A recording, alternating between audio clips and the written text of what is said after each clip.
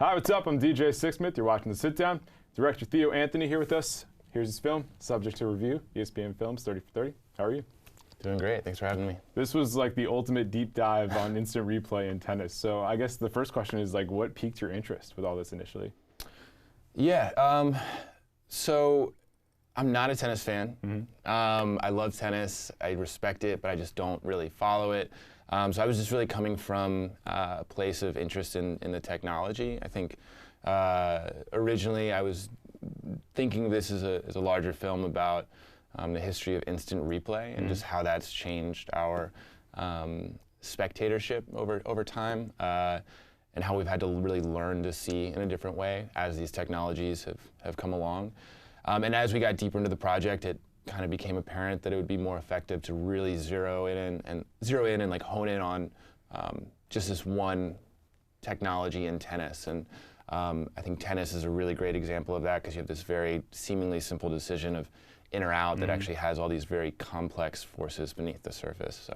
Yeah, it's certainly a lot more complex. So when did you realize that it's not just about being in and out? Like even the technology is not perfect. Like it could be a few inches out here, a few inches in there. Like what was it like unpacking all that technologically? Yeah, I mean, to be fair to Hawkeye, it's millimeters, not inches. So like they are very, very accurate. But you know, and the film goes into this a lot about like the nature of measurement. That you know, there is no objective true measurement in the world. We're always using human instruments that have some margin of error, and these instruments are always relative to other instruments that have to be calibrated by other instruments. And you know, when you're starting to talk about accuracy, you really have to start talking about these larger systems that these instruments exist in. So so with tennis.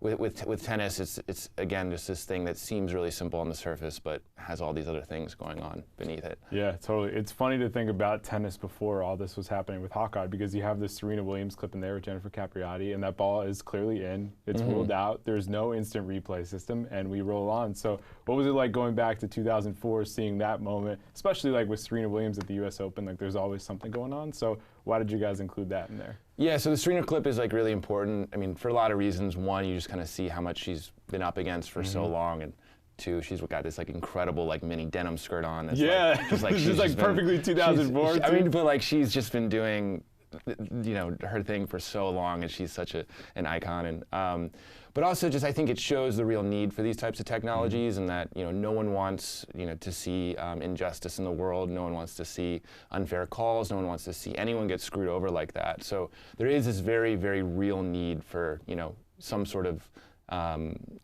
accuracy or measurement system. And I think what the film really tries to get into is, well, like if we start at that point and recognize the need, well, what happens next? And I think you can look at a lot of instances in history, not just with tennis, where you have something, this really big perceived injustice, an event, an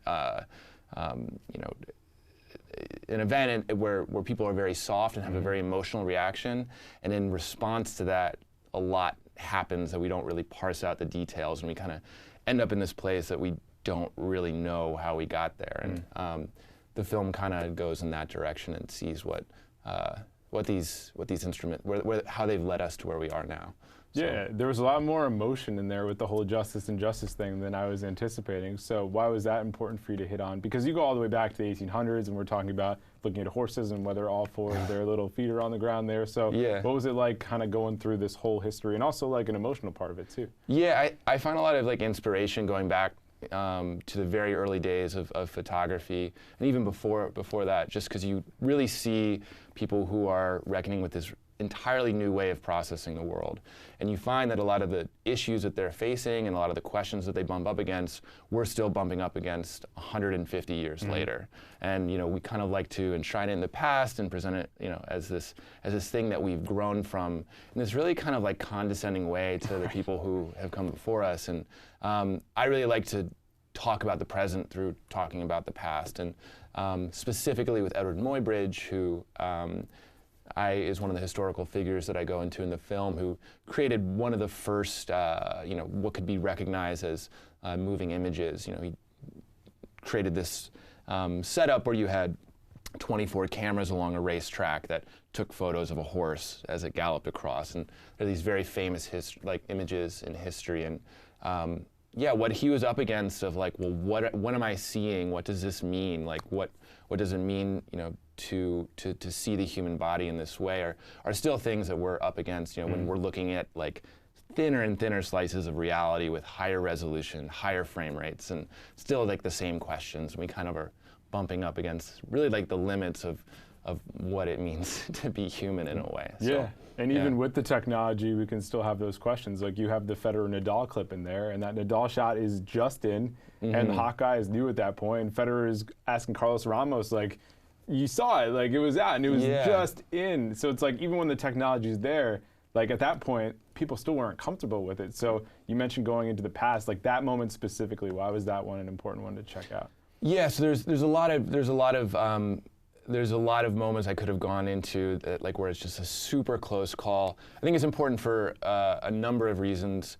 One, and I think that maybe is most accessible without actually having seen the whole film, is that you have something where your human eyes are saying this ball looked out, but the digital eyes or these computer eyes are saying the ball's in.